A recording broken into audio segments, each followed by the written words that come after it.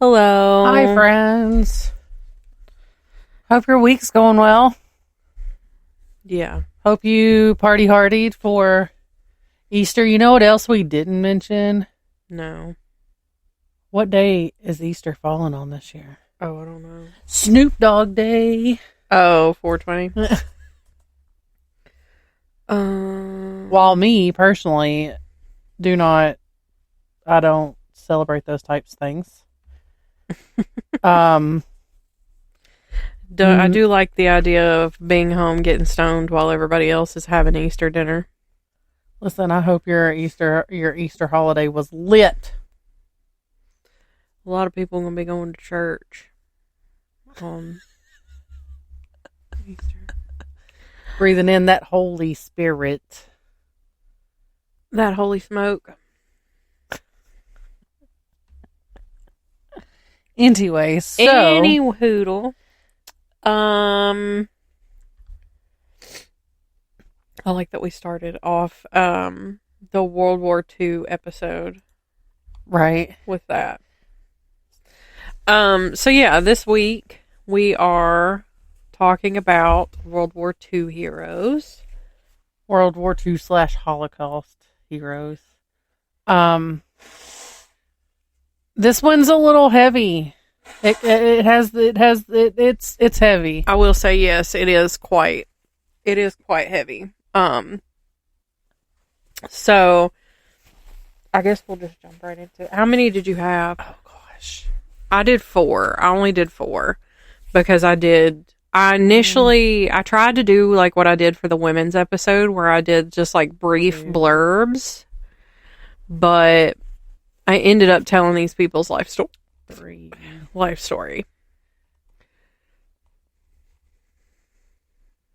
4.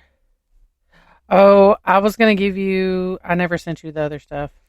It's okay. I probably got a pretty comprehensive... It was Audi, right? Or Aldi? Audie Murphy, yeah. Okay. So I have...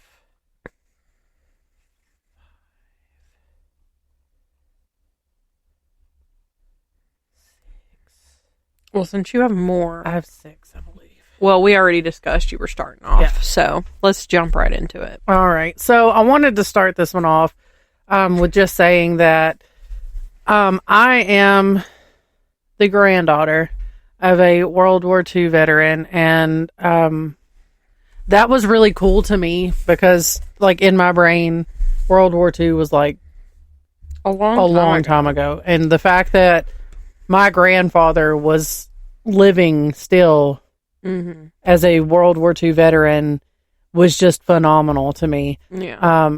Now, he's been gone nearly 8 years now. He passed just a couple short months after Easton was born. But it wasn't something that he talked about. Right. Now, he was, you knew that he was a veteran. He always had the hat on, stuff like that. But, like, he was a decorated veteran. He had, a couple different things that he got from being there. Now, he landed, which this is also really cool, he landed at Normandy. But I don't think it was, like, actual D-Day. But he was, it was around that time. Yeah. But I thought it was really cool that he was in that big, that's a big part of the war, But the one and only story, and my sister and I were talking about this not too long ago, she's pissed because it was never discussed around her. Like, that was something we didn't talk about. Yeah. And even when the story was told to me, it wasn't something that we brought up. He brought it up. But it was like, she never got the stories. Yeah. She never heard anything about it. And now I know he suffered from, like, he'd have nightmares and stuff like that. And he just did not talk about it because it was a traumatizing experience for him. And this story that I'm going to tell here in a minute that he told us will kind of further prove that. But, like, my grandparents lived when I was little, or maybe even before I was born. They moved to where I believe my grandmother's family was from. and that's about 2 hours from us. They're on a timer. Okay. That's about 2 hours from us. Now, I love that little town that they were from. Yeah. It is such a cute little quiet town. There's literally nothing there. I've taken you there once. Yeah. It's cute. It is so damn cute. I'm going to try my hardest not to say the F word in this episode because my grandfather probably rolls over in his grave every time I say the word. They weren't like super religious or anything, but he had a certain expectation of how things were to go. Yeah. But he was just he had his quirks. He was a very fun person for the most part. My aunt and I were talking not too long ago about how, like, they weren't growing up. It was her, my dad, and then my other aunt. Growing up, they weren't like a huggy, lovey type family. Like, you knew that your parents loved you, but like it wasn't often said. They never really kissed each other or gave each other hugs or anything like that. Yeah.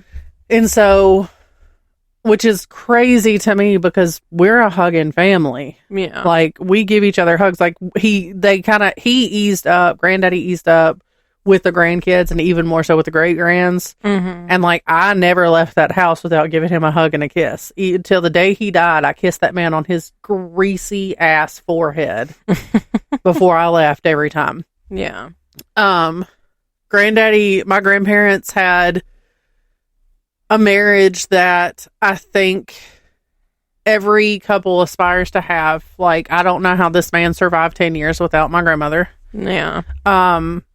She took care of the kids and everything in the house while he went to work, and he worked his ass off for everything that they had.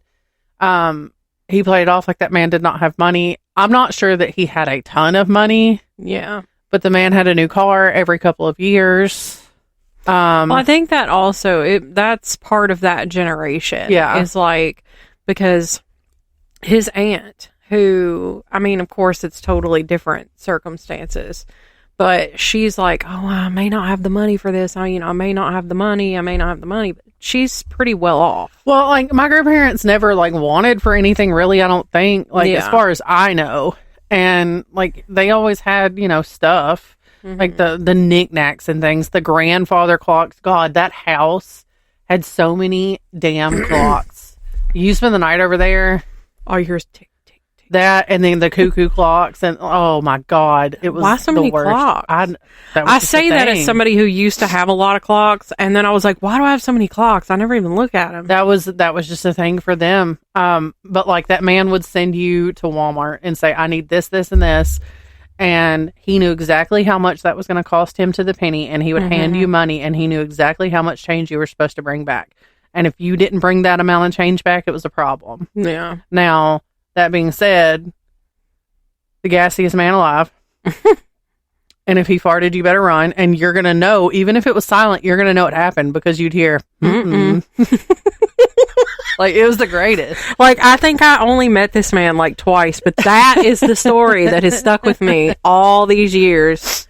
I don't know. My grandparents were probably the greatest people alive that I've ever met. And some people that I, miss, especially, I mean, I was very close with my grandmother. I wasn't super close with my granddad. Just because he was a man, Yeah. Granddaughters are not generally super close with their grandfathers, but my grandmother and I were really close. My grandparents were just the greatest people you've ever met. But anyway, back to the World War II situation. Granddaddy was in World War II. He landed at Normandy, and he told us the story. He had come down, after my grandmother had passed, so I was like an adult, or, at least a upper teenager. And we were all sitting in the living room, and just out of nowhere, Granddaddy just starts talking, and he's telling us about the war. And so he was telling us the story, and this is something that he said has haunted him since it happened. He'd have nightmares about it, and it just really upset him. He said that, like, early one morning, they had stopped early one morning to rest. And like he was on a half track or whatever. Yeah. And so they had stopped to rest. They had stopped to, like, either, drink some coffee or have breakfast or something. And so Granddaddy's commanding officer had made him a cup of coffee. And then Granddaddy jokingly was like, well, where's mine? And so his commanding officer went back to make him some, went back to the half track to make him some. And as he was making it, they started taking fire. You know, it wasn't, they weren't expecting it, obviously. And so Granddaddy jumped into a foxhole. And so the commanding officer didn't have the opportunity to do that. So when everything kind of chilled out for a second, Granddaddy went to go get out of the foxhole. Well, the pants that they had for their uniforms at the time had like a drawstring at the bottom, so they would hold water. And so when he went to go get out of the foxhole that had water in it, he had to like empty the water out of all of his pants because he couldn't run. Yeah. So by the time he got done doing that and the fire had ceased and he was like going to run to go check on his commanding officer, the dude was gone. Yeah.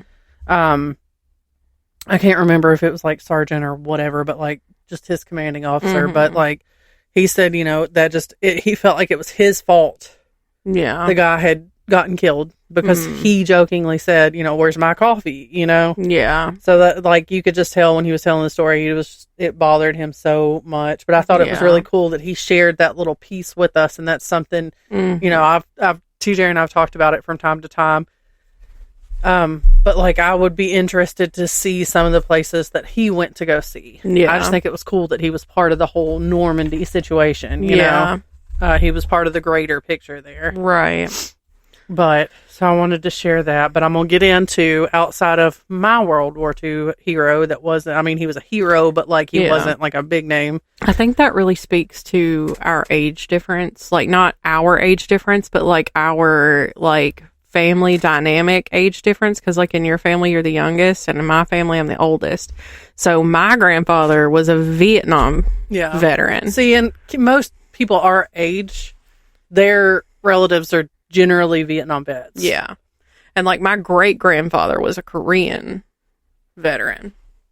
But like your grandfather was a World War II veteran. Yeah. And that blows my mind. Now he was, I think Daniels was as well. I mean, Granddaddy was like in his 90s whenever he passed. He was like 90. I think his Lil Paw was a World War II veteran. Don't quote me on that.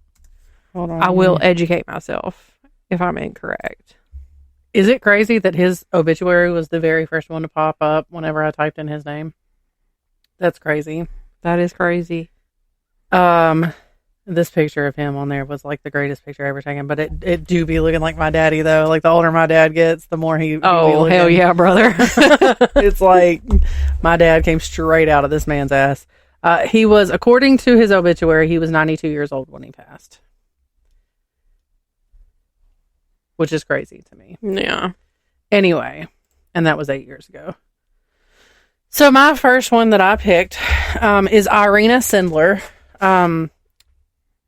Irina was born as Irina.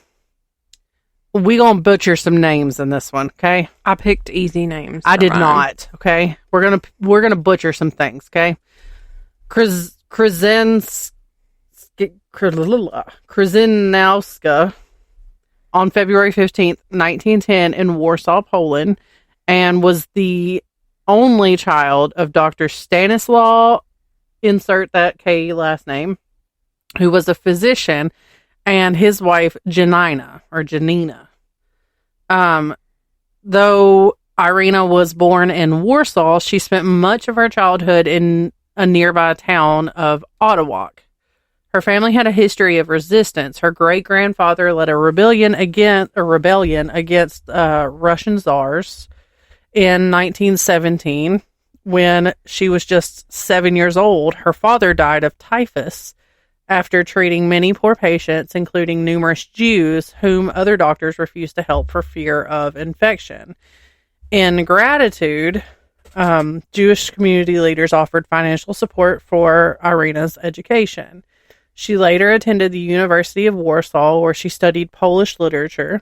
During her time there, she publicly opposed the ghetto bench system that segregated Jewish students in lecture halls. As an act of protest, she defaced her grade card, resulting in a 3-year suspension. 3-year suspension. Irina married and eventually had 2 children, a daughter named Janka, who still lives in Warsaw, and a son, Adam, who passed away in 1999. The same day, so there's like a whole little project in her name, and it's called the Life in a Jar Project. So the same day that this project began, on September 23rd, is the day that Adam passed. Adam's daughter, Agnesia, is the same age as the girls who started the whole project. As World War II erupted in 1939, Irina was a 29-year-old social worker employed by the welfare department of the Warsaw municipality. After the German occupation, she used her position to assist impoverished Jews, offering them food and shelter. But after the Warsaw Ghetto was sealed in November of 1940, cramming over 400,000 Jews into an area the size of New York's Central Park, her ability to help became far more dangerous. Despite the risks, she obtained a permit to enter the ghetto under the guise of inspecting sanitary conditions. Once inside, she contacted Jewish welfare activists and began smuggling people out and setting up hiding places for them. As a Polish social worker, and using identification borrowed from a member of the Contagious Disease Department, who was also in the underground, she entered the ghetto repeatedly, initially focusing on rescuing orphan children. Before officially joining the underground organization Zagoda, the Council for Aid to Jews, Sindler and her collaborators forged over 3,000 false documents for Jewish families. In 1942, following the deportation of 280,000 Jews from Warsaw to Treblinka, Zagoda was formed. Irina became a key member, eventually being appointed head of its department for the care of Jewish children in September of 1943. Operating under the codename Jolanta, she arranged for Jewish children to be taken from the ghetto and placed in orphanages, convents, and religious institutions, and homes in Chodomel and Turkowicz. She and her network used multiple methods to smuggle children out, hidden under stretchers and ambulances, through a courthouse, near the ghetto wall, via sewer pipes and underground tunnels, or concealed in trolleys, sacks, or suitcases. Some children were even smuggled through a sealed church entrance if they could convincingly recite Christian prayers in Polish. Though the use of a dog to silence crying babies is often mythologized, Irina did this only occasionally. The number of infants rescued was relatively small compared to the overall number, estimated around 2,500 children. Irina ensured that families hiding children understood these children were to be returned to their Jewish relatives after the war. She alone knew the locations of the rescued children, keeping detailed records in coded form, written on thin tissue paper and buried in jars for safekeeping. On October 20th of 1943, ironically her name day, Irina was arrested by the Gestapo. She had anticipated such a possibility and destroyed incriminating evidence, including addresses and underground funds. Imprisoned at the infamous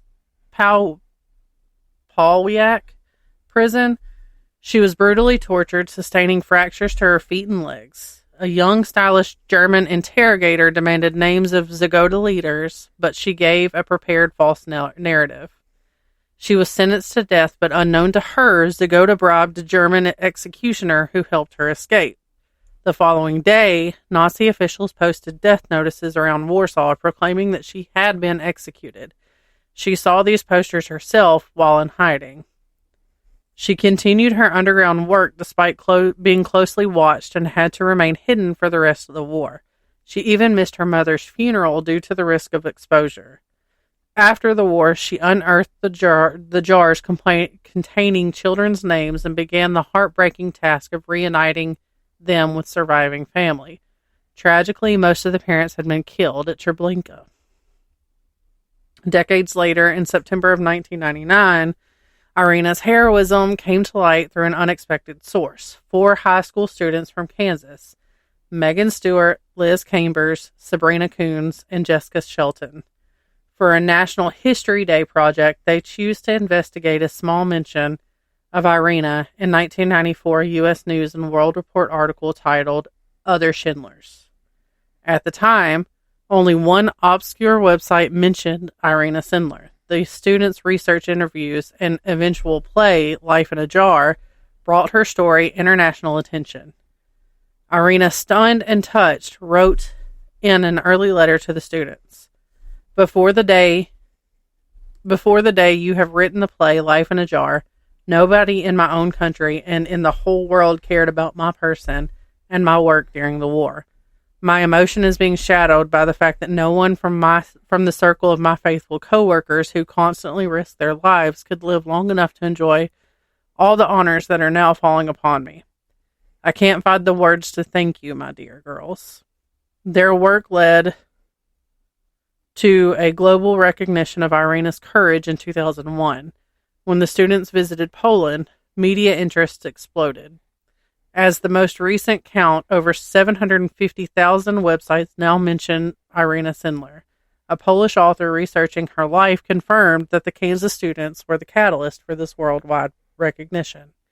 In 2003, she was honored with the Jan Karski Award for Valor and Courage. The announcement came on July 24th, and the award ceremony took place in Washington, D.C. on October 23rd. It's important to note that while numerous facts about Irina are now widely circulated online, some websites have inaccuracies. The Life in a Jar project has compiled over 4,000 pages of primary source material and hours of interviews to ensure that her story is told with accuracy and integrity. And that's where I got the majority of all my information. I like that. So, my first one is Virginia Hall was an American woman who served with the British Special Operations Executive in France in 1941 to 1942. She then joined the U.S. equivalent called the Office of Strategic Services and became a founding member of the Central Intelligence Agency, or the CIA. Virginia was born in 1906 to a well-off Baltimore family. Her life's ambition was to work abroad for the American Diplomatic Service, but this dream was shattered when she accidentally injured her foot while bird shooting. Her lower left leg had to be amputated when gangrene set in, and this dashed any hopes she ever had of working in diplomatic service, as they wouldn't, in those days, employ someone with this sort of disability. Since she was going to be using an artificial leg for the rest of her life, she did give hers a nickname of Cuthbert. Okay. Virginia was in France at the time the Nazis invaded in May of 1940, and she volunteered for the ambulance service. When France fell, she drove wounded French soldiers from the Haute-Loire region to the larger military hospitals in Paris. She had to apply for ration cards from the Nazis in order to obtain food and fuel. She did notice that as an American neutral and as a woman, the officials treated her better than they did the French drivers, and she began to think that this could help France.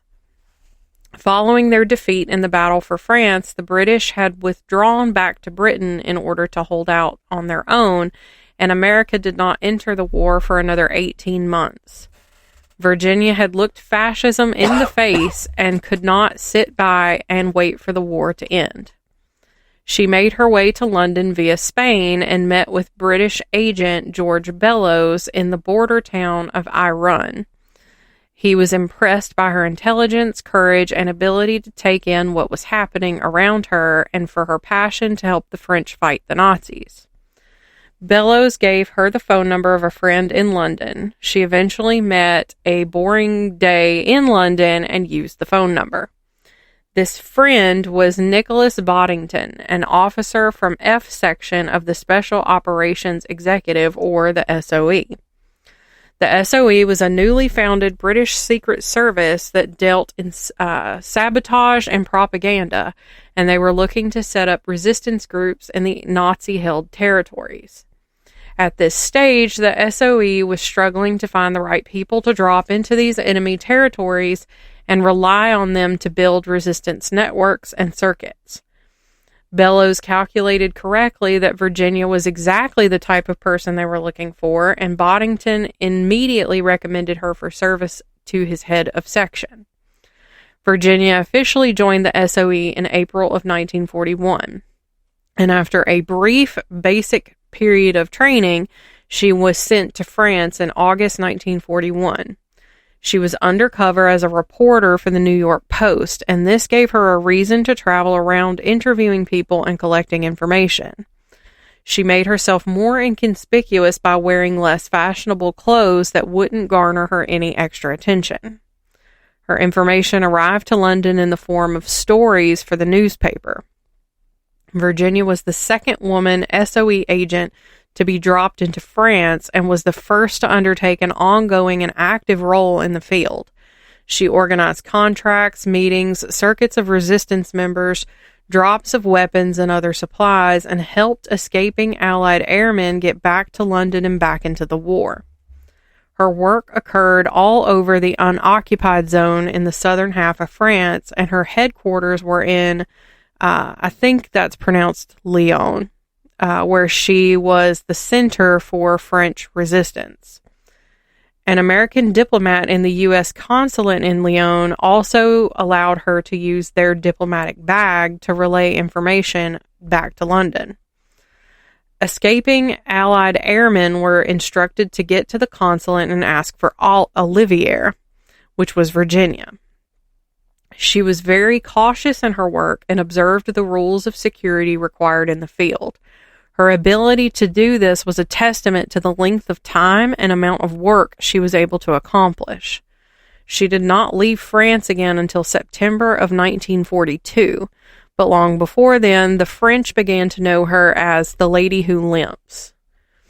And the Germans dubbed her the Limping Lady and put her on their most wanted list.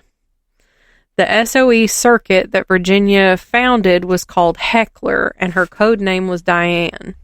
Her two closest co-resistors in Lyon were a doctor, Jean Rosset, and Germaine Guerin, who was the owner of the most renowned brothels in Lyon.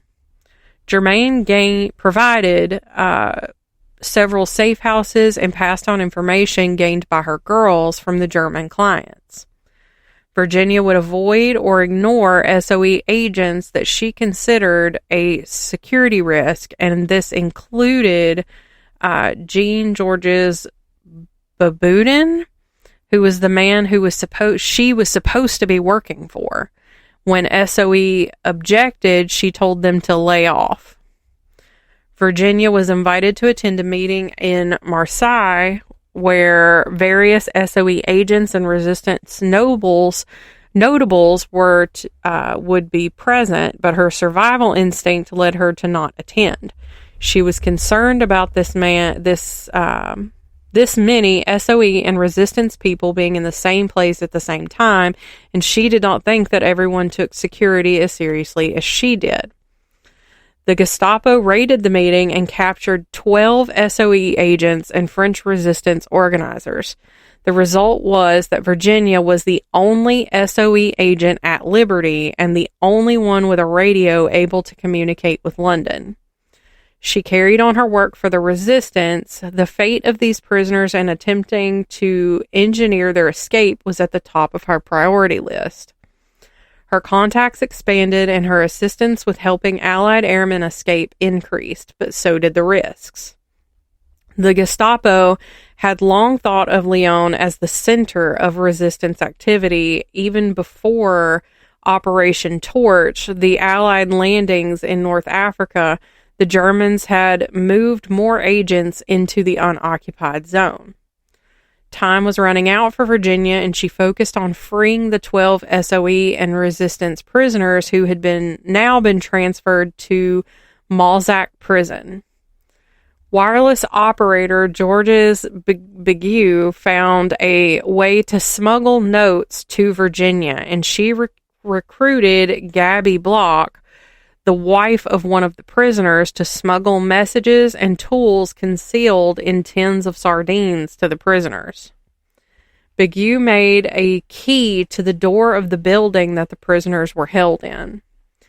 Virginia arranged for safe houses, transportation, assistance, and 2 French police uniforms for use in the escape.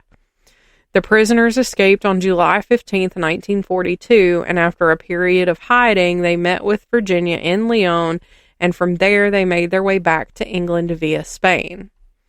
This operation was very productive and allowed for several of the escapees to return to their positions in leading SOE or resistance groups. Obviously, the Nazis were pissed about this escape and put in even more resources to tracking down those responsible. The SS Intelligence Service and the Gestapo moved 500 additional agents into the unoccupied zone, which honestly makes this sound like a very occupied zone at this point. With the German security services having grown in number, the previous protection that Virginia had from senior police contacts was no longer possible.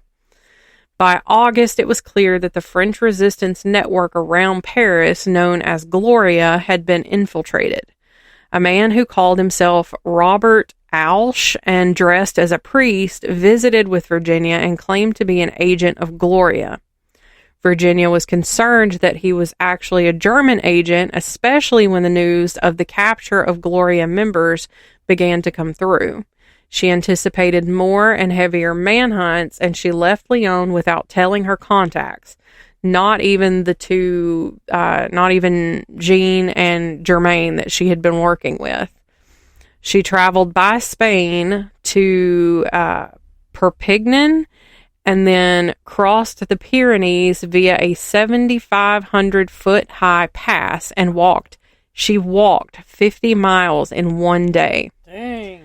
Due to Cuthbert digging into the remaining part of her leg, it quickly became an incredibly painful and bloody process. When she contacted the SOE about her pending escape, she mentioned that she planned to cross the Pyrenees on foot and hoped that Cuthbert wouldn't be bothersome. The SOE did not understand this reference and suggested if Cuthbert troublesome, eliminate him. When she arrived which would be very difficult for her. Right.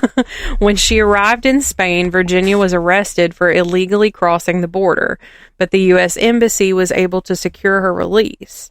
She then returned to London and found that Maurice Buckmaster, the head of SOE's F section, refused to allow her to return to France due to her cover being too compromised.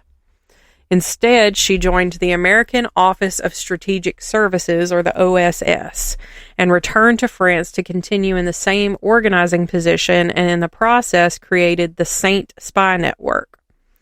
Virginia was later decorated with the Distinguished Service Cross by U.S. General William Wild Bill Donovan. She received an MBE from Britain and the Croix de Guerre from France. She went on to work for the CIA until 1966. And after the war, the newer espionage and counter-espionage officials who primarily performed desk duties did not appreciate her or her abilities or what she had accomplished during World War II. It has only been since the 1970s that her reputation garnered the respect it deserves for her and her wartime record. Well. All right. So the next one I have, and honestly, I was kind of shocked that you didn't include this one, because when I think of like the Holocaust, this name pops up almost instantly. Mm-hmm. Oskar Schindler. Mm-hmm. Schindler, born on April 28th of 1908 in Zwital, Moravia, which then was part of Austria-Hungary. Now it's part of the Czech Republic. He was the elder of 2 children in a family whose patriarch owned a farm machinery business. After the Austro-Hungarian Empire dissolved following World War I, Schindler became a citizen of the new state of Czechoslovakia. That word is always so hard for me. Czechoslovakia? Yeah, that's the one. As an ethnic German, Schindler spoke German and identified culturally and nationally as German. In 1928, he married Amelie Pelzel. During the late 1920s and early 1930s, he held a variety of jobs and completed mandatory military service like most male Czechoslovak citizens at the time. Despite not residing in Nazi Germany during the 1930s, Schindler's ties to the Nazi movement began to take shape mid-decade, amid rising Nazi influence among ethnic Germans in Czechoslovakia. In 1935, he joined the Sudeten Germany Party, led by Konrad Hinling. By 1936, Schindler was working as a spy for Nazi Germany, reporting to the German Military Intelligence Service. His espionage led to his arrest by Czechoslovak authorities in July 1938. However, his incarceration was shortly lived. Following the Munich Agreement and the annexation of the Sudetenland by Nazi Germany, Schindler was released in October of 1938. He applied for Nazi Party membership and received provisional status by February of 1939. Continuing his work for the Abwehr, Schindler supported Nazi Germany's military ambitions against both Czechoslovakia and Poland. In March of 1939, Nazi forces occupied the Czech lands, forming the Protectorate of Bohemia and Moravia. That September, Nazi Germany invaded Poland, triggering World War II. After the invasion, Schindler moved to the occupied Polish city of Krakow, or is it Krakow? I'm not sure. I've heard that before. But anyway, he was continuing his work for the Abwehr through his specific duties, though his specific duties remain unclear. There, he became a war profiteer, benefiting from the Nazi regime's systematic confiscation of property from both Jewish and non-Jewish Poles. I would also like to just interject real quick. If you don't recognize the name, bear with us, because I know it very much sounds like we're just talking about a Nazi. Yeah, we're getting there. I promise. In the fall of 1939, Schindler took over a Jewish-owned enamelware business called Record Limited via the German government's through some of their policies.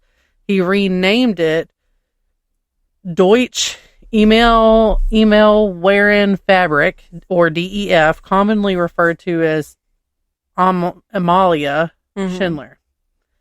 Or it was commonly referred to as DEF. Schindler also took over two additional businesses, at least one of which had Jewish ownership. Although he was a poor businessman, he retained Abraham Bankier, a Jewish former part owner of Record, to manage this company. Initially, the factory employed mostly non-Jewish Polish workers, but with just a few Jewish managers. But by 1941 or 42, I wasn't able to distinguish. He began employing Jewish forced laborers from the Krakow ghetto, primarily for financial reasons, as their labor came cheaper through fees paid to the SS instead of wages. However, testimonies from survivors indicate that Schindler treated his Jewish workers with relative dignity compared to the cruelty common in similar settings. The brutality of the Holocaust soon began to affect the company. In June of 1942, during mass deportations from the Krakow ghetto to the Belzec extermination camp, 14 of Schindler's Jewish workers, including Bankier, were seized. Schindler intervened directly, likely to protect his factory's operations, though whether he knew their likely fate remains unclear. His actions, nonetheless, saved lives. Later that year, Schindler began collaborating with the Relief and Rescue Committee, a Budapest-based Jewish aid group. He acted as a courier, passing on critical information and resources to imprisoned Jews. In November of 1943, he traveled to Budapest and informed the committee of the ongoing mass murders in occupied Poland. In March of 1943, German forces liquidated the Krakow ghetto, murdering many of its remaining residents. Schindler shielded his workers by keeping them overnight at the factory. As a result, they survived the deadly action and were relocated to the Plzow forced labor camp. After this, his Jewish workers began communicating from Plzow to Amalia, which is the company, until a barracks camp was built on the factory grounds. Plzow was notorious for its brutality, largely due to the commandant, Amon Golth, who oversaw the camp from February of 1943 to September of 1944. He was infamous for his violent and sadistic treatment of prisoners. Schindler developed a personal relationship with him, often attending his parties and bribing him to ensure the protection of his workers. Eventually, Schindler persuaded him to let the Jewish laborers live full-time in a sub-camp at Amalia, where living conditions were significantly better than in Plzow. Alongside Austrian businessman Julius Madrisch, Schindler procured extra food for the workers through black market channels. By the summer of 1944, around 1,450 Jewish prisoners lived at Amalia subcamp, officially known as the Zablocki subcamp. That same year, Schindler added an armaments section to the Amalia factory, which was constructed by Jewish laborers and completed in late summer. As the Soviet army advanced toward Krakow, the Nazis began evacuating prisoners and moving key factories deeper into Germany. Many of Schindler's workers were sent back to Plzow, then deported to Mauthausen concentration camp. Words are really hard today. Even then, Schindler attempted to ease their suffering by bribing guards for access to water. Only about 300 Jewish workers remained with Schindler during the dismantling of the Amalia factory. In the fall of 1944, he secured permission to relocate his plant to Brunlitz in the Protectorate of Bohemia and Moravia. This new factory became a subcamp of Gross-Rosen concentration camp, and about 1,000 Jews, 700 men, and 300 women were transferred to work there. Their inclusion in this transport greatly increased their chances of survival. Though Schindler is famously associated with Schindler's List, he did not actually compile it himself. The actual lists used for the transfer of Jews from Plzow to the Brunlitz were prepared by Marcel Goldberg, who was a Jewish prisoner clerk in the Plzow camp.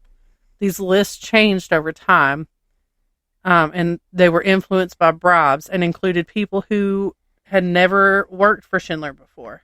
Some names were swapped at Gross-Rosen and Auschwitz en route to Brunlitz, where the female prisoners were detained for 3 perilous weeks.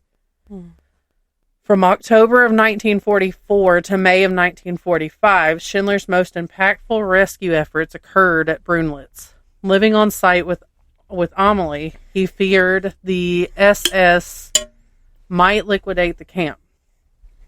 Amelie helped source scarce food and medical supplies, making her first direct involvement in this rescue efforts.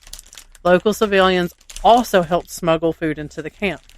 Although officially an armaments factory, the Brunlitz plant produced minimal ammunition, only 1 wagon load. With the help of Jewish prisoners, Itzhak Stern and Maitek Pimper, Schindler fabricated production data to prevent the SS from discovering the factory's ineffectiveness. When new prisoner transports arrived in the region, the Schindlers brought them to Brunswitz and cared for them. As of April 18th of 1945, a prisoner list recorded 1,098 Jews at Brunswitz. The camp was liberated in May of 1945, and on May 9th, the Schindlers fled west to avoid capture by the Soviet army. Before leaving, the Jewish prisoners gave Schindler a gold ring and a written statement of gratitude. After the war, the Schindlers could not return to Czechoslovakia. Oscar's work as a German spy made him a war criminal there, and his ethnic background rendered him unwelcome. They settled in Regensburg, in the American-occupied zone of Germany, where they faced financial hardship. Schindler sought aid from the Jewish prisoners and Jewish organizations, including the American Jewish Joint Distribution Committee, claiming to have spent over 2 million Reichsmarks rescuing Jews. In 1949, the Schindlers moved to Argentina, but Oscar's business efforts failed, plunging them into debt. He returned alone to Germany in 1957, separating from Amelie, but never divorcing. Oskar Schindler died in Hildesheim, West Germany, on October 9th of 1974, and is buried in Israel. Though not widely known during his lifetime, Schindler became famous thanks to the enduring devotion of the Schindler Juden, the Jews he helped save. Mm-hmm. Starting in the 1940s, some survivors began sharing his story. It gained international recognition through Thomas Kenneally's 1982 book, Schindler's Ark, and then Steven Spielberg's 1993 film, Schindler's List, which won 7 Academy Awards. Mm. However, Schindler's legacy is complex. His opportunism and flaws, including early war profiteering and questionable actions, sparked debate over the nomination as Righteous Among the Nations by Yad Vashem, which that's been a big source of information for me. Mm-hmm. Although allegations of misconduct led to delayed recognition, Schindler was invited to plant a tree at Yad Vashem in 1962. The title was finally bestowed upon both Oskar and Amelie Schindler in 1993. Despite his contradictions, Schindler is remembered today as a courageous, if imperfect, figure whose actions saved over 1,000 lives and highlighted the complicated nature of heroism during the Holocaust. Yeah. I have to pee, so you go ahead. Okay. Bob Slaughter was born in 1925 in Bristol, Tennessee, and in the mid-30s, his family moved to Roanoke, Virginia. His father was ill, and during the Great Depression, was gripping the nation, and so Slaughter, at the young age of 15, enlisted in the Virginia National Guard and earned $30 a month to help his family.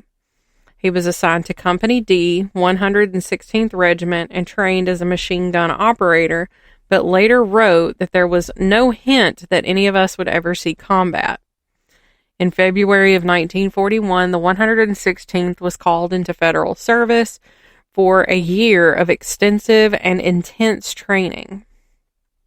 Despite America still being at peace, World War II was raging on in Europe, and the National Guardsmen needed to be prepared. The Japanese attack on Pearl Harbor occurred in December of that year, and this initiated the Virginia citizen soldiers to the Army for the duration and became part of the 29th Division. Slaughter found himself shipped to England to train for a future cross-channel invasion, and he found the waiting difficult to endure. He and some of his friends volunteered for the specialized service in a brand new elite unit, the 29th Rangers. Later, the Rangers were deemed unneeded for the coming invasion, and the men returned to their normal units. But Slaughter later discredited the specialized training for the Rangers, with him making him a better soldier. The 116th was chosen to be among the first to land on D-Day at the section codenamed Omaha Beach. Slaughter was a 19-year-old sergeant in command of a machine gun squad on June 6, 1944. While waiting to board his landing craft, Slaughter and the men around him received a printed copy of General Dwight D. Eisenhower's encouraging order of the day. I have full confidence in your courage, devotion to duty, and skill in battle. We will accept nothing less than full victory. Slaughter was inspired by these words from his commander. He took his copy around and collected the signatures of 75 men in Company D. Later, Slaughter learned that 11 of those men died on Omaha Beach. 11 more died in the fight through France and into Germany. He carried the piece of paper in his wallet throughout the war and later called it his most treasured memento of the war. Slaughter survived the invasion of Omaha Beach, and he would go on to earn accolades as an exemplary soldier. He earned 2 Bronze Stars and 2 Purple Hearts. After the war and his return to Roanoke, he and the many other veterans tried to put the war behind them and get on with their lives. He married, raised children, worked as a newspaper press operator, and very seldom spoke about his time in the service. Only during his retirement years did he become more involved in raising awareness of what happened on June 6, 1944. On the 50th anniversary of D-Day in 1994, Slaughter was one of 3 D-Day veterans to accompany then-President Bill Clinton on Omaha Beach. The media attention made Slaughter one of the nation's most well-known D-Day veterans and boosted the efforts to create a permanent tribute. He served as the foundation's chairman from 1994 until 2001 and worked tirelessly to ensure the memorial was planned, funded, and built. He published a memoir about D-Day entitled Omaha Beach and Beyond in 2007 and became a highly sought-after first-person source for historians and documentarians. He continued to advocate for the memorial in the years that followed, and would be found greeting veterans and speaking to visitors right up until shortly before he passed in 2012. His legacy lives on through the mission of the National D-Day Memorial Foundation.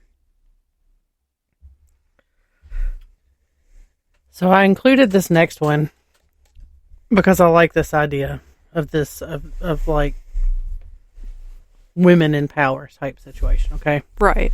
Now, I'm going to butcher this name. Oh, no. Lyudmila Pavlichenko was born in 1916 in Belaya Surkov, a city south of Kyiv in what is now Ukraine. From a young age, she identified as a tomboy and enjoyed competitive activities, especially against boys, often driven by a desire to prove that girls could be just as capable, if not more so. At the age of 14, her family moved to Kyiv, where she soon joined a local shooting club. Excelling in marksmanship, she earned both the Voroshilov sharpshooter badge and a marksman certificate.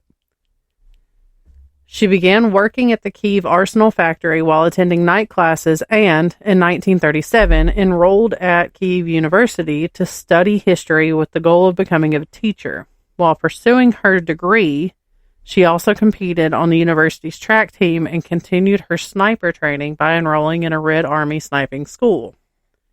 In June of 1941, she was in her 4th year at the university when Nazi Germany launched Operation Barbarossa and invaded the Soviet Union. Upon learning of the invasion, she immediately volunteered at the Odessa recruiting office. Though initially pressured to serve as a nurse, she insisted on joining the infantry. To prove her skill, she eliminated 2 Romanian collaborators and was subsequently accepted into the Red Army's 25th Rifle Division as a sniper. One of the 2,000 women who served in this role, though only 500 survived the war. Her first major combat experience came during the siege of Odessa, which lasted from August to October of 1941. In just 2.5 months, she recorded 187 confirmed kills and was promoted to senior sergeant. Hell yeah, brother. Right.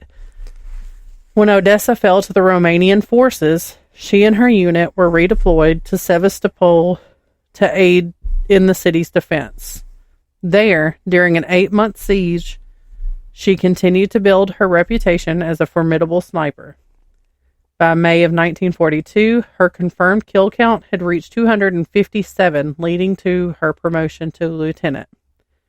As her success on the battlefield grew, so did the danger of her assignments. She was increasingly tasked with counter-sniping operations, engaging in sniper duels against skilled enemy marksmen. She emerged victorious in every duel she fought, including one that lasted 3 grueling days. She later remarked that the enemy sniper made one move too many, adding him to her tally of 36 enemy snipers eliminated. In June of 1942, while still fighting in Sevastopol, she was seriously wounded by shrapnel from a mortar explosion that struck her in the face. Deemed too valuable to risk losing, the Soviet command pulled her from the front lines before she fully recovered. By that point, she had 309 confirmed kills and had become a living legend among her comrades and a well-known enemy of the Germans. The German army even tried to bribe her over loudspeakers, offering chocolate and a military rank if she defected. When those attempts failed, they turned to threats, vowing, "If we catch you, we will tear you into 309 pieces and scatter them to the winds." She reportedly felt satisfaction. They knew exactly how many of them she had killed. She reportedly felt satisfaction knowing the enemy had correctly tracked her kill count. Yeah. Can you imagine? I would have been like, okay, period. Right. Challenge accepted. After her recovery, she was reassigned from combat to serve in a propaganda role. In the fall of 1942, she was sent on a diplomatic mission to the United States to rally support for opening a second front in Europe. She became the first Soviet citizen to be received at the White House, where she met President Franklin D. Roosevelt and First Lady Eleanor Roosevelt. And there is a picture out there of them all standing together. Mm-hmm. This woman was so cute, first of all, by the way. Yeah. But they were all just smiling, and like Eleanor was looking at her like, "You the bitch. Like, this is what's up." I just know that, was it their daughter? I think it was one of their daughters. Because he was like, I can either run the country or I can keep up with her. So she probably was like, hell yeah, I love you, girl. Right. The First Lady took a personal interest in her and invited her on a tour across the U.S. so that she could share her wartime experiences. At just 25 years old, she had been wounded 4 times, killed 309 enemy soldiers, and spoke 0 English. But she captivated audiences across the U.S. with her story. Despite this, the American press often focused more on her appearance than her achievements. Of course. She was dubbed a girl sniper by the New York Times, criticized for the length of her uniform skirt, and asked by reporters whether women at the front were allowed to wear makeup. One journalist even told her that her olive green uniform made her look fat. Rude. Right. She handled such comments with poise, once responding, "Who has time to worry about a shiny nose when there's a battle going on?" Get it. Over time, she found her voice. In one of her most famous speeches delivered in Chicago, she declared, "Gentlemen, I'm 25 years old and I've killed 309 fascist occupants by now. Don't you think, gentlemen, that you have been hiding behind my back for too long?" Oh! Her words were met... Get 'em! Right. Her words were met with thunderous applause and national admiration. During her tour, she also highlighted the Red Army's lack of racial segregation and emphasized gender equality within Soviet ranks. Her story inspired American folk singer Woody Guthrie, who wrote the song Miss Pavlichenko in 1942 in her honor. Following her U.S. tour, She traveled to Canada and Great Britain to continue advocating for a second Allied front, though it would be 2 more years before Operation Overlord, the D-Day invasion, finally opened the Western Front in 1944. Her contributions helped bring attention to the cause. Upon her return to the Soviet Union, she was promoted to the rank of major and awarded the title of the Hero of the Soviet Union, the country's highest military honor. She also received the Order of Lenin twice. She never returned to frontline combat, but instead trained future generations of Soviet snipers until the war's end in 1945. After the war, she completed her degree in history and began working as a historian. She later served as a research assistant for the Soviet Navy. In 1957, Eleanor Roosevelt visited the Soviet Union and insisted on reuniting with her old friend. The two women met again in Pavlichenko's modest Moscow apartment. Despite Cold War tensions and constant supervision, they found a moment to slip away from their attendants, reminiscing about their shared summer in America. Like many veterans, she struggled with PTSD and depression in her later years. On October 10th, 1974, she died of a stroke. She was 58 years old. The Soviet Union honored her legacy with 2 commemorative postage stamps. One in 1943, following her service, and another in 1976 after her death. Today, she's remembered as one of the most effective snipers in the history of warfare. Of the 2,000 women who served as Soviet snipers, she was the only one to receive the Hero of the Soviet Union distinction while still alive. Though some believe her actual number of kills was even higher, her official confirmed total of 309 still remains a record. As Woody Guthrie sang, Miss Pavlichenko's well known to fame, Russia's your country, fighting is your game. The whole world will always love you for all time to come. 300 Nazis fell by your gun. She once dreamed of being a teacher. Instead, she became a warrior, a symbol of resilience, and the most successful female sniper in history. I meant to look up that song, but I didn't. Good for her. Right. I loved that story. Yeah. I spent that whole time, I'm sitting there typing, and I'm like, hell yeah, girl. Hell yeah. All right.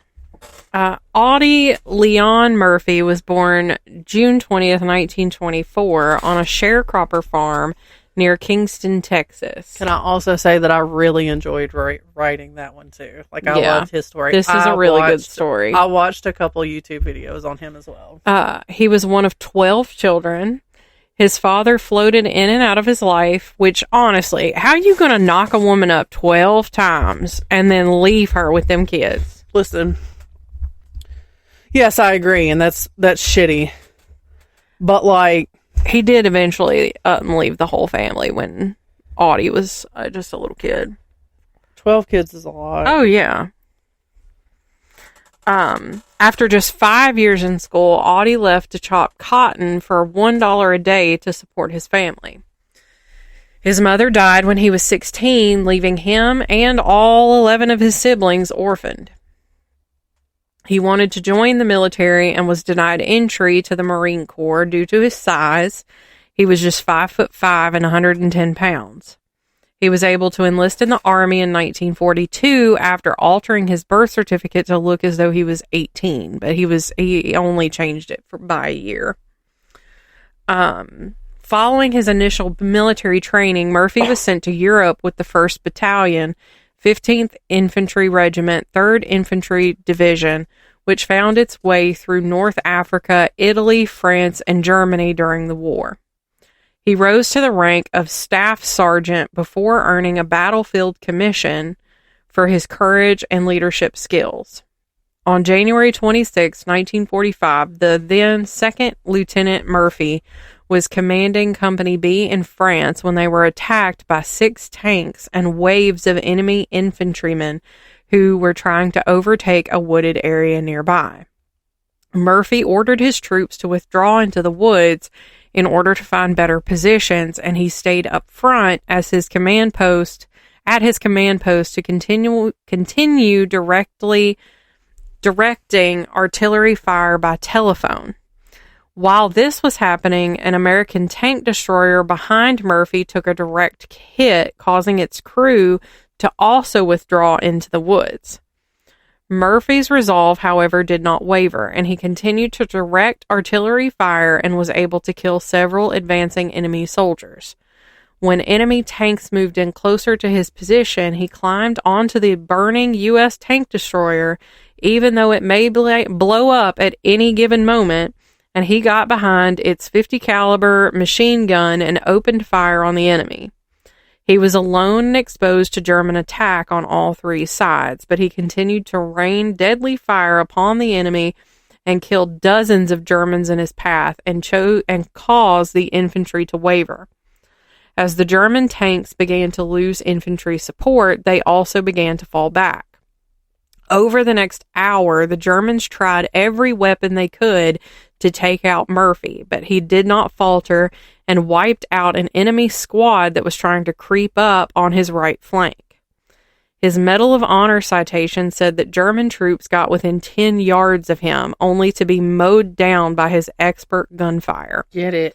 At one point, he did receive a leg injury. However, he kept it pushing and put up a one-man fight until he ran out of ammunition. It was only then that he headed into the woods to find his company and get organized for a counterattack, which did ultimately cause the Germans to withdraw. Almost completely single-handedly, Murphy killed or wounded 50 enemy soldiers during this battle, and he refused to give any ground to Germans, and his refusal to give any ground to Germans saved not only his company but himself from possible annihilation, and allowed them to hold their position in the woods. In all, Murphy spent about 400 days on the front lines during the war and during his nearly 3 years of combat. He was wounded 3 times, fought in 9 major campaigns, and was credited with taking out more than 240 enemy soldiers while wounding and capturing many others. He was awarded 33 awards, citations, and decorations, including all possible medals of valor from the U.S., as well as 3 French and 1 Belgian medal. He is still widely considered to be the most decorated U.S. soldier of all time. Murphy received the Medal of Honor from Army Lieutenant General Alexander M. Patch III during a ceremony held on an airfield in Austria on June 2, 1945. And that September, Murphy was discharged from the Army. Actor James Cagney saw a photo of Murphy on the cover of Life magazine and invited him to come to Hollywood to see if he could make it as a movie star. Initially, he struggled, and Army records show that he slept in a gymnasium until he got his first starring role in the 1949 film Bad Boy. 1 year later, he signed a contract with Universal Pictures, and his film career was kick-started. He went on to act in 44 films, many of which were westerns. His best-known film was To Hell and Back, which was adapted from a book of the same name about his war experience. Wouldn't that be cool to act in your story? Yeah. Army records indicate that this film held the record for Universal's highest-grossing picture until Jaws came out in 1975. He was also credited with writing lyrics to 16 country western songs, the most popular being Shutters and Boards, which has been recorded by over 30 different artists. He was also an accomplished poet and successful racehorse owner and breeder. Murphy married twice and had 2 sons named Terrence and James with his second wife, Pamela Archer. Even though he went on to build a great Hollywood career, he did not forget his military roots, and in 1950 he joined the Texas National Guard's 36th Infantry Division and served with them until 1966. As is the case with many of our veterans, he did suffer from PTSD and was plagued by insomnia and depression. After becoming addicted to doctor-prescribed sleeping pills and then proceeding to kick the habit on his own, Murphy became an advocate for discussions about mental health issues, which was very taboo at the time. According to Army Garrison Fort Gregg Adams website, in an effort to draw attention to the problems of returning Korean and Vietnam War veterans, Audie Murphy spoke out candidly about his personal problems with PTSD, then known as battle fatigue. He publicly called for the United States government to give more consideration and study to the emotional impact war has on veterans and to extend healthcare benefits to address PTSD and other mental health problems of returning war vets. He died on May 28, 1971, in a private plane crash on a mountaintop near Roanoke, Virginia. I didn't know he died in a plane crash. He and his five others were headed from Atlanta to Martinsville, Virginia on business when bad weather caused the plane to crash. His body was recovered 2 days later on Memorial Day, and he was buried in Arlington National Cemetery. Murphy's Medal of Honor is on display at the Dallas Scottish Rite Library and Museum. An award was created and named in Murphy's honor and recognizes non-commissioned officers who contribute significantly to the development of a professional NCO Corps and combat-ready Army. The Sergeant Audie Murphy Award is a rare and distinguished award only granted to the top 1% of the Army's enlisted corps. Since 1999, June 20th has officially been Audie Murphy Day in Texas. I liked that. Plus, he was very cute. He was. So this one, Karl Lutz was born in Switzerland in 1895 and immigrated to the U.S. as a young man. There he began his diplomatic career, eventually being assigned to the Swiss consulate in Mandatory Palestine. A devout Methodist with a deep sense of morality and justice, Lutz was later transferred to Budapest, Hungary, where he arrived in January of 1942 as Switzerland's vice consul. His responsibilities were immense. He not only represented Swiss interests, but also acted on behalf of countries that had severed diplomatic ties with Hungary, including the U.S. and Great Britain. At the time, Hungary was allied with Nazi Germany as part of the Axis powers. Anti-Jewish sentiment and legislation had already taken root under the rule of Hungarian regent Miklos Horthy. Over 100,000 Hungarian Jews had been subjected to forced labor on the Eastern Front in brutal, often deadly conditions, and Jewish life was increasingly restricted by law. Despite his alliance with Hitler, Horthy initially resisted Nazi demands to deport Hungarian Jews to extermination camps. From his post in Budapest, Lutz was deeply disturbed by the deteriorating situation of the country's Jews. Working closely with the Jewish Agency for Palestine, he began helping Hungarian Jews immigrate by issuing Swiss documents that enabled entry into British-controlled Palestine. His efforts helped thousands leave the country, including 10,000 children. Then, in March 1944, Hitler, suspecting that Horthy was trying to extricate Hungary from the Axis alliance, ordered the occupation of Hungary. Soon after, the Arrow Cross Party, Hungarian Nazis that were loyal to Hitler, took power and began a horrific campaign of terror. Jews were rounded up, herded into ghettos, deported to Auschwitz in massive numbers, or murdered in the streets and along the banks of the Danube River. Just weeks after the German occupation began, deportation of Jews to extermination camps commenced.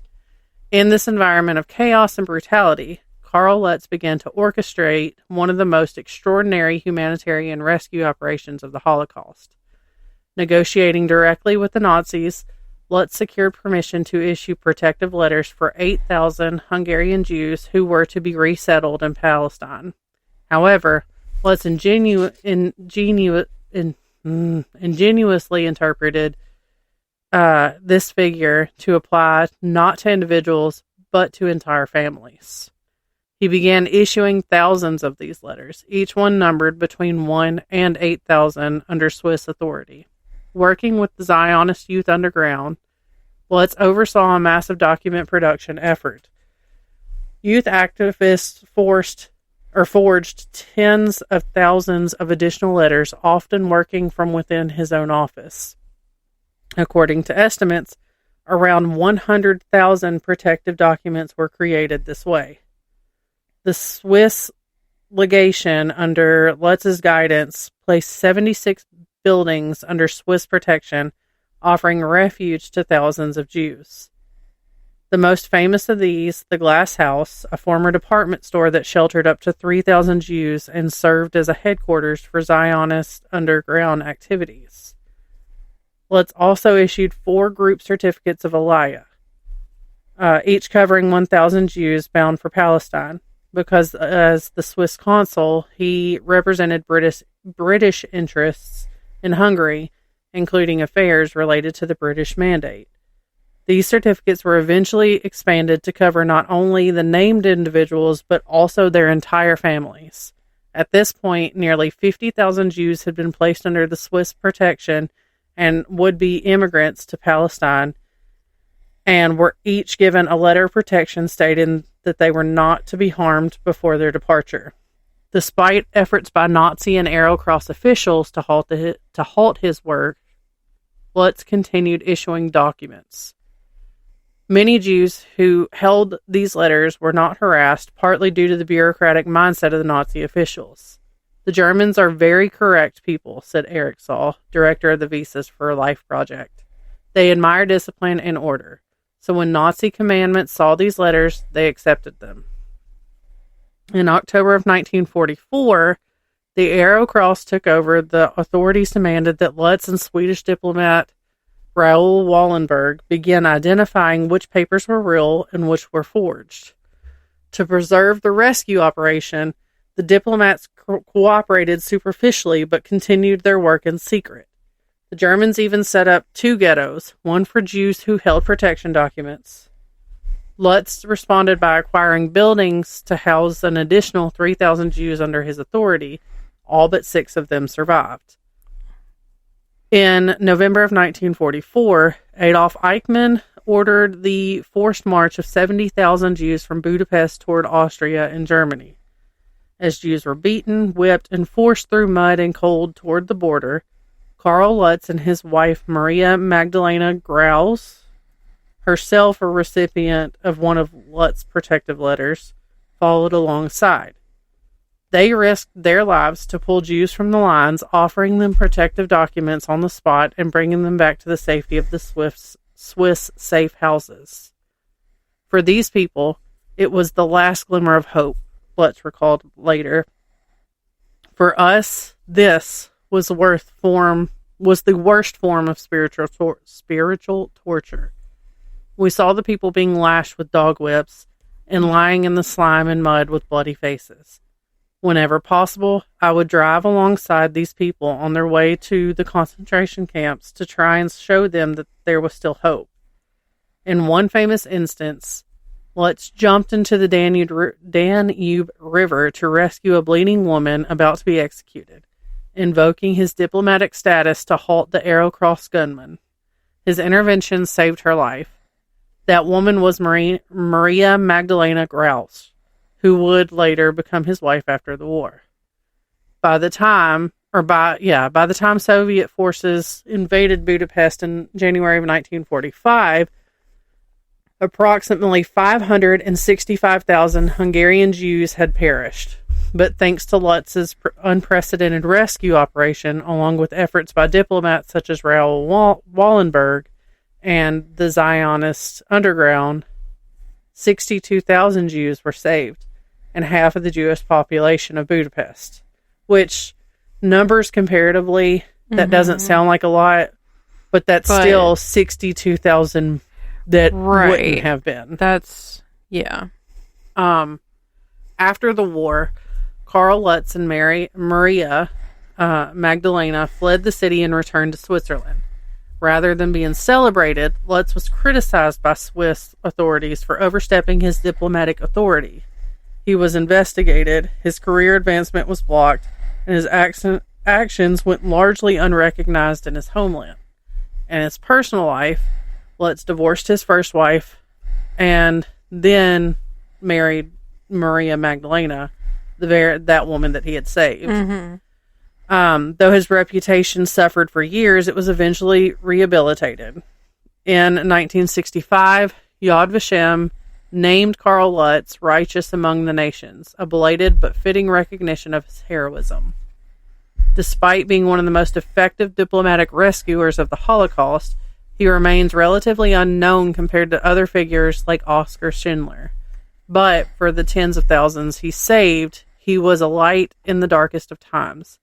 As his stepdaughter Agnes Hershey later said, "The laws of life are stronger than man-made laws. My father always considered his time in Budapest and the rescue of innocent Jews as the most important part of his life. He died in 1975, but his legacy lives on as one of courage, defiance, and moral clarity." Well, my next one and my last one is Jacqueline Jackie Cochran. And she was born Bessie Lee Pittman in Florida. Her gravestone says she was born in 1906, but Air Force records indicate her date of birth as May 11th, 1910. Her family of 7 lived in poverty and moved from Milltown to Milltown in Florida. And at the age of 8, Bessie began working at a local cotton mill and dropped out of school by the age of 9 to work full-time. Can you imagine, like, Gemma dropping out of school to work full-time? That's crazy. Yeah. Like, I can't even imagine at 16 dropping out of school to work full-time. Like, yeah. I mean, I realize that it's still done to this day. Yeah. But, like, even younger than that? No, that's wild. Cochran claimed in her adult life that she was an orphan and the Pittmans were her foster family. At 14, she married and had a child with Robert Cochran, whose name she kept for the rest of her life. At 15, she wanted a job change and she left her son with her parents and moved to Montgomery, Alabama to work in a beauty shop. Unfortunately, her son died 3 years later, and then ultimately she divorced her husband. While in Alabama, she developed a passion for beauty and cosmetics, and in 1929, she moved to New York and changed her name to Jacqueline. She worked at various Saks Fifth Avenue salons between New York and Miami, and while in New York, she developed an interest in flying. In 1932, she met Floyd Odlum in Miami. She confided in him her desire to start a cosmetics company, and Odlum encouraged her to become a pilot so that she could transport products and grow a new company.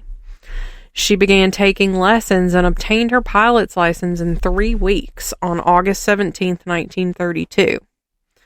4 years later, she married Floyd, and he helped her finance the start of her cosmetics company, Wings to Beauty, Jacqueline Cochran, Inc., as well as her flying dreams.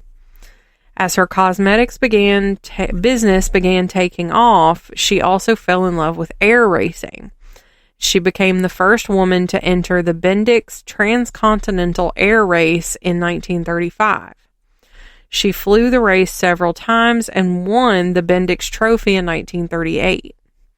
By 1941, she had set several speed records, worked as a test pilot, and was involved in large flying organizations. She was also a close friend to Amelia Earhart, and she served as president of her International Organization for Female Pilots, the 99s, from 1941 to 1943. As the U.S. was getting more involved in World War II, Cochran transitioned to piloting military aircraft, and she advocated for women to be able to fly in the Army as European countries were already doing so. She was met with resistance from American officers, which I added, big shocker. Right. Big shocker. Cochran took her talents and 25 female pilots to England in 1941 and became the first woman to ferry a bomber plane overseas. Here, she trained female pilots for aircraft ferrying service in the British Air Transport Auxiliary.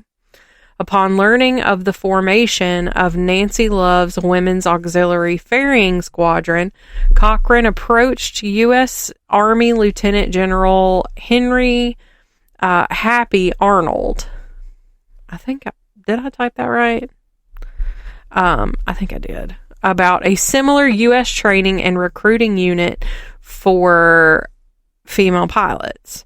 Arnold sent Cochrane to Sweetwater, Texas to form the Women's Flying Training Detachment in 1942. While the organization was under the Army Air Corps, the women remained classified as civilians. Cochrane's organization focused on recruiting women for specialized pilot training, and the graduating women moved to WAFS.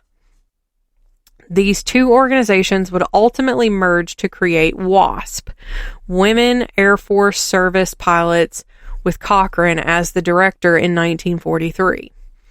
She oversaw training at over 100 bases and the missions of over 1,000 women pilots, many of whom performed acts worthy of service awards. The WASPs were not honored for their service until 2009, when they were presented with Congressional Gold Medals. As the war went on, Cochrane wanted to militarize the WASPs and fly all domestic missions. However, she wanted to keep them separate from the Women's Army Corps due to their requirement differences. She suggested that the WASP disband if they could not be militarized, and after unsuccessful efforts to make the WASPs their own unit in the Army Air Corps and backlash from male pilots, the organization was disbanded in 1944. For the remainder of the war, Cochrane worked as a correspondent for Liberty magazine and witnessed the surrender of Japanese General Yamashita and the Nuremberg trials. In 1945, she was awarded the Distinguished Service Medal for her direction of WASP, the first civilian woman to receive the award during World War II. She continued her military service with a commission as lieutenant colonel in the U.S. Air Force Reserve in 1948. Women were restricted from flying military missions until 1976, and Cochrane served as consultant for the Air Force and National Aeronautics and Space Administration, or NASA. From 1960 to 1961, she financially supported the Lovelace's Clinic Women in Space program, which offered medical testing to female pilots interested in becoming astronauts. But she did later speak out against sending women to space, but it was possible that she was just speaking out due to her inability to go herself. She continued flying as a civilian in her Lockheed Lodestar. She continued to break records, and on May 18, 1953, she became the first woman to break the sound barrier. She also gained permission by the Air Force to fly a Northrop T-38 Talon and set an altitude record of 56,071.8 feet. For these records, she was awarded the Gold Medal of the Fédération Aéronautique Internationale, and in 1964 she flew past Mach 2, twice the speed of sound. She held the speed, altitude, and distance records for both female and male pilots until after her death. Overall, this time she held on to after all this time, she still had held on to her cosmetics company, and when she wasn't flying or consulting for the Air Force, she served as the first female president of FAI from 1958 to 1960 and oversaw record-breaking flights. She even had a brief career in politics and maintained a friendship with General Dwight D. Eisenhower and helped organize his presidential campaign rallies. And in 1952, she convinced Walt Disney Studios to create an animated cartoon for the campaign. She did run for Congress in 1956, and while she did win the Republican nomination, she lost the election.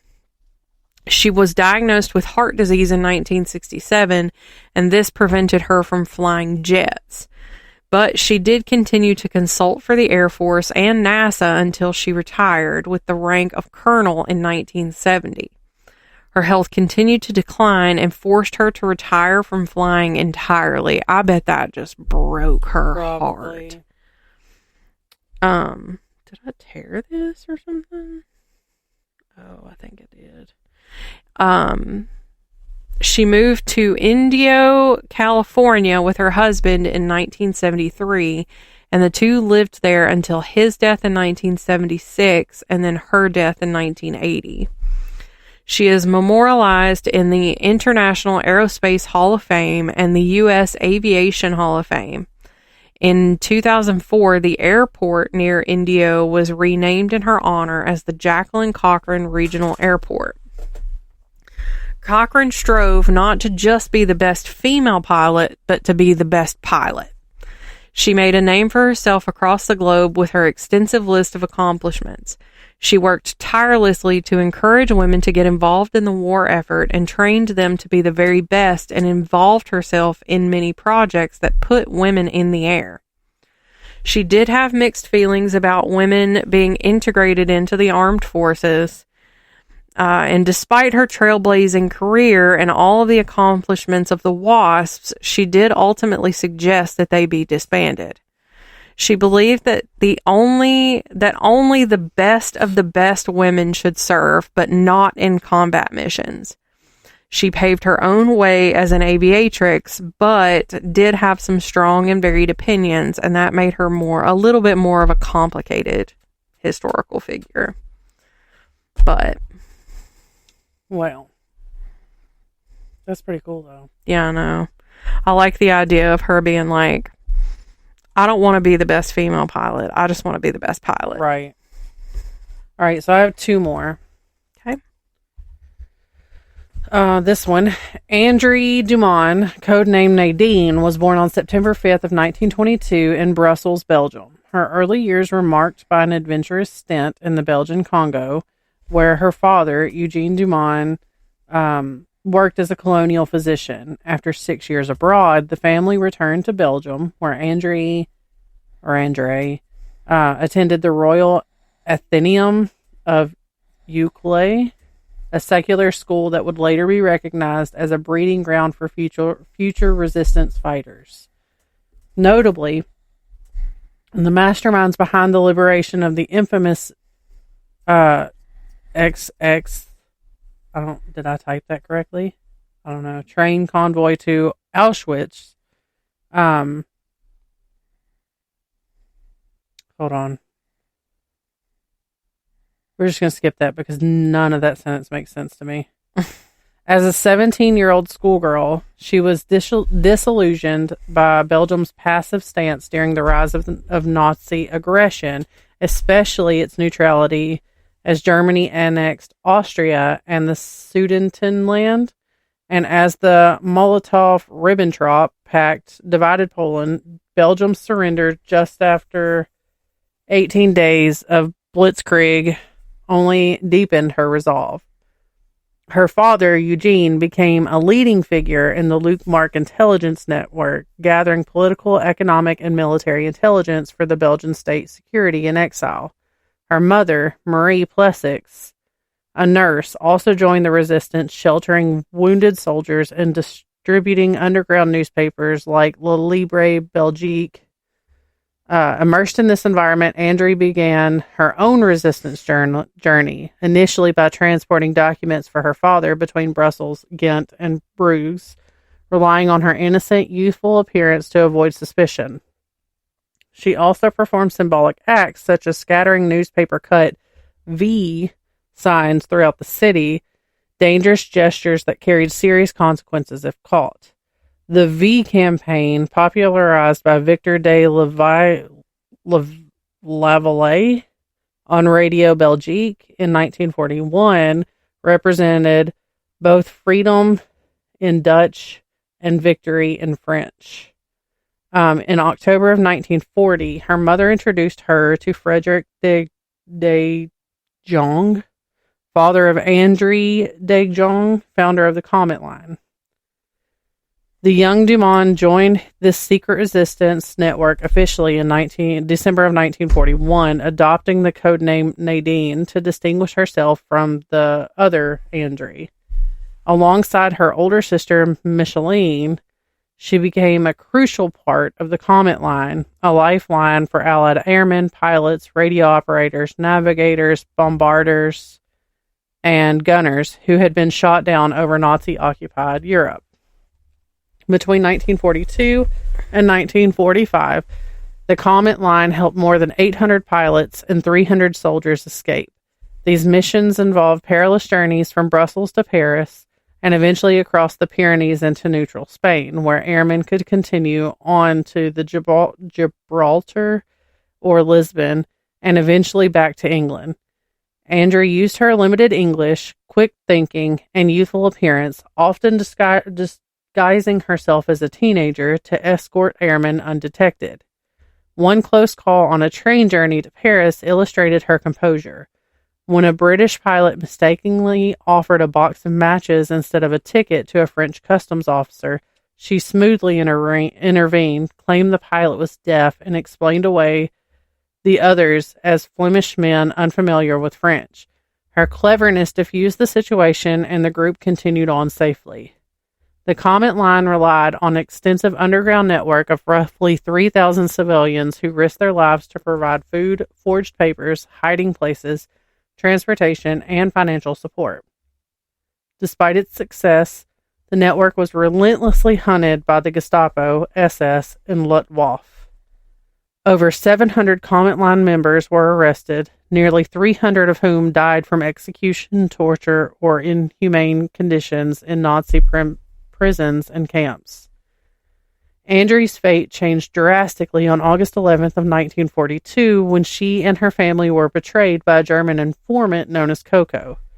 The German Secret Field Police, or GFP, arrived at her grandparents' home. Her grandfather, spotting the police from the window, shouted a warning. Andrea attempted to flee out the back door, but was caught. She, her father Eugene, and her mother Marie were taken away separately. Despite severe interrogations, beatings, death threats, and blackmail involving her elderly grandparents, Andrea refused to betray the resistance. As punishment, she was classified under the brutal Nacht und Nebel, or Night and Fog, directive in September of 1942, designed to make political prisoners disappear without a trace. She was shuttled from prison to prison, ultimately ended up in the Ravensbrück concentration camp and later Mauthausen. The conditions were horrific: starvation, hard labor, constant brutality. Most Night and Fog prisoners did not survive. Miraculously, she endured. On May 1st of 1945, just as the war was ending, she reunited with her mother at a train station in Brussels. They were nearly unrecognizable to each other. Marie was emaciated and dressed in black. Andrea was severely weakened, suffering from typhoid and paratyphoid.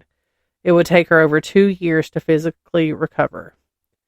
After the war, she married Gustave Antoine, and they established a successful textile business while raising 2 children. Though her post-war life was filled with achievement, the trauma of the war never left her. She became actively involved in veterans organizations such as the Royal Union of Intelligence and Action Services, advocating for recognition and compensation for intelligence and action agents, especially for the many women like herself who had been overlooked. Notably, the Belgian military only began recruiting women in 1975. She maintained close ties with the countries that she had once helped. She regularly attended reunions of the Royal Air Force's Escaping Society in London and represented the Comet Line in Belgium for the World War II Escape Lines Memorial Society from 1987. She remained in contact with many of the Allied soldiers and pilots she had saved, visiting them in the UK, the US, Canada, and Australia, and welcoming them in Belgium. At her 100th birthday, Erica Andre Horsley, the daughter of a British pilot she had helped escape, was in attendance. Erica shared, "From a young age, I had to explain countless times why my name was Andre. It was an odd name for an English girl. Today, I'm honored to bear the name associated with such an important part of our history." Despite her heroism, Andre remained largely unknown to Belgian public, particularly in Flanders, for many years. She broke her silence in her 70s, sharing her story in schools, public debates, television interviews, and through remembrance projects. She served on the board of the Belgian Intelligence Studies Center and contributed to lectures, publications, and exhibitions until age 98. Her memoir, Je ne vois pas oblige, in 1945, was self-published. She also participated in the documentary La Maison de Verre, and was the subject of the BBC documentary Nadine in 2011. In 2018, the municipality of Uccle honored her by naming a street after her. Culturally, her legacy lived on through media inspired by escape lines like the Comet Line, including the TV series Secret Army and its comedic counterpart, Allo Allo, and the French film Le Grande Vaudreuil, I don't know, which held the record for France's most watched movie for 30 years. She passed away peacefully at her home in Belgium on January 30th of 2025. Oh, wow. At 9:47 p.m., surrounded by loved ones. She was 102 years old. Though she had once lived in the shadows of secrecy, her bravery is now celebrated across Allied nations. Belgium, too, has begun to honor the legacy of one of its greatest resistance heroines, whose unwavering courage saved countless lives and shaped the course of history. I like that. You got a whole other one to tell. Yeah, I know. It's not as long, I don't think. Anyway. All right.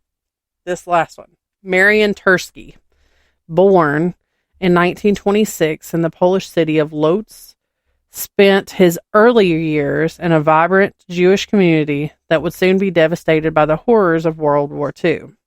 After Nazi Germany invaded Poland in 1939, Turski, still a teenager, was forced with his family into the Lodz ghetto in 1940. The ghetto, rife with disease, starvation, and forced labor, became the grim backdrop of his adolescence. In 1944, the Nazi regime accelerated its efforts to annihilate European Jewry. Turski's parents and a younger brother were deported to the Auschwitz-Birkenau extermination camp. 2 weeks later, Marian himself was transported there in one of the last convoys from the Lodz ghetto. Upon arrival, he discovered the full extent of the tragedy. His father and brother had been murdered in the gas chamber, while his mother was sent to Bergen-Belsen, another notorious concentration camp in northern Germany. Can you imagine, like as a young adult, or how old was he? So 26, he was in his 20s, okay? Mm-hmm. So you get to Auschwitz, you find out that your dad and your brother are gone, and your mom's forever away at another place. I don't know how I'd feel about that. Right. As the Soviet army approached in January of 1945, the Nazis initiated brutal evacuations of the camps, in which became known as death marches. Turski was among the 60,000 prisoners forced to march westward in freezing conditions with minimal food or rest. He was first taken to Buchenwald concentration camp and later to Terezin, where he was liberated on the brink of death, suffering from exhaustion and typhus. history enthusiasts that listen to this are probably dying. Horrified. Because I can't pronounce shit. Sorry. I'm sorry. Liberation did not bring immediate healing. Tursky described a kind of post-war psychological fog. I could never forget that I was in Auschwitz because I have a number tattooed on my arm and I see it every day. I could not imagine that either. Yeah. Well, it's like I follow a Miriam on TikTok. She's a Jewish content creator, and her grandmother was in Auschwitz. I may follow her as well. She's the one with she just had another baby. Yeah, and she tells you her day-to-day stuff. Yes, and life as an Orthodox Jew. Yeah. Well, her bubby is no longer an Orthodox Jew, and a lot of it stems from that, from her experience there. But she talks about her experiences and stuff. Anyway, what he said continues on to say, however, after the war, I was struck by amnesia. I remember individual episodes perfectly, arriving at the camp and a few other things, some stories from the death marches.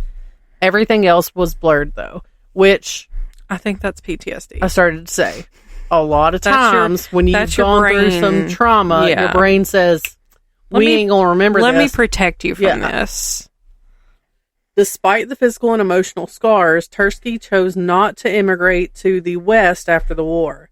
Instead, he returned to Poland, determined to help rebuild his homeland and as a socialist society. Good for him. He studied history at the University of Wrocław and began a career in journalism and political communications.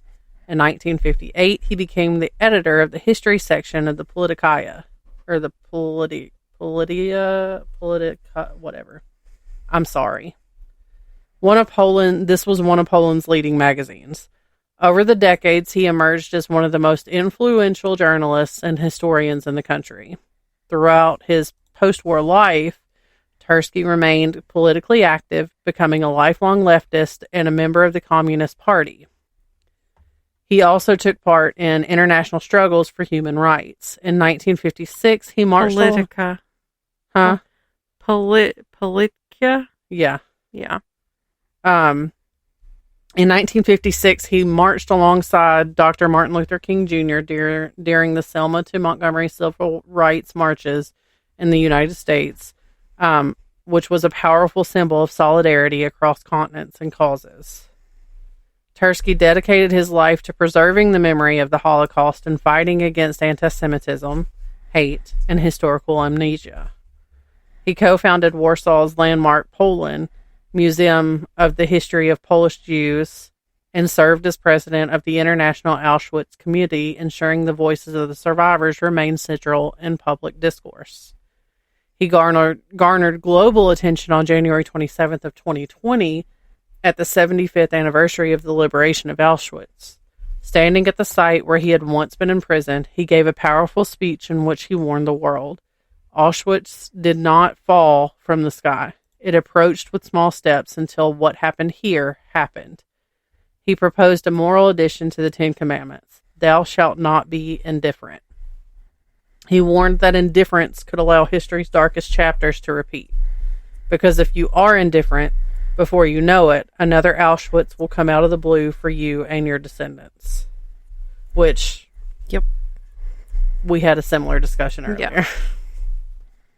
5 years later, in January of 2024, Tursky was one of 4 survivors invited to speak at the 80th anniversary of Auschwitz liberation. Again, he delivered a solemn warning to global leaders. We can observe a significant rise of anti-Semitism in today's world, and yet it was precisely anti-Semitism that led to the Holocaust. Tursky's unwavering moral clarity resonated deeply in Poland and beyond. Poland's chief rabbi, Michael Skudryk, paid tribute. Marian was our teacher. He was our moral voice and mentor. He was steeped in Jewish wisdom and used it to guide us on how to face today's problem. We are so blessed that we had Marion with us for so many years. Polish Prime Minister Donald Tusk echoed the sentiment, calling Tursky's words a motto for us, and writing on X, formerly Twitter, the 11th commandment for those difficult times. That magazine that we previously talked about, where he had worked for decades, honored him as an extraordinary man, a witness to the ages, and our friend whose voice had been heard all over the world. Marion Tursky passed away on February 28th, 2024, at the age of 98 in Warsaw, Poland. He survived the Lodz Ghetto, Auschwitz, Buchenwald, 2 death marches, and the loss of 39 family members. Oh my God. But more than a survivor, he was a relentless advocate for remembrance, justice, and human dignity, a voice that reminded the world time and time again that history is not merely to be studied, but heeded. I wanted to end on that one because I felt like it was strong. Yeah, I like that one. Even though the discussion we had earlier. He was probably a cool ass dude. Right. So this is a long episode. Oh yeah. Where are we at? We're creeping up on 2 hours. Jeez. So, I think, I